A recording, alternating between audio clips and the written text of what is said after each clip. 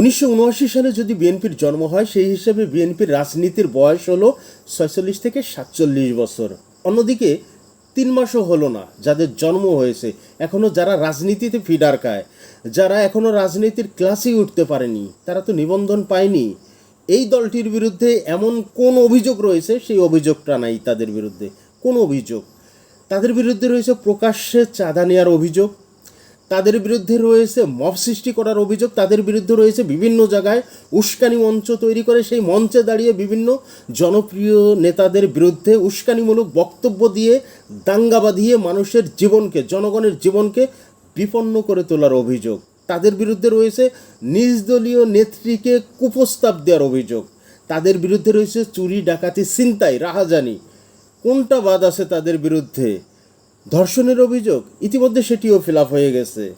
হাজারীবাগে একজন এনসিপির নেতা, তিনি একজন যুবতীকে বিয়ের প্রলোভন দেখিয়ে একাধিকবার ধর্ষণ করেছেন।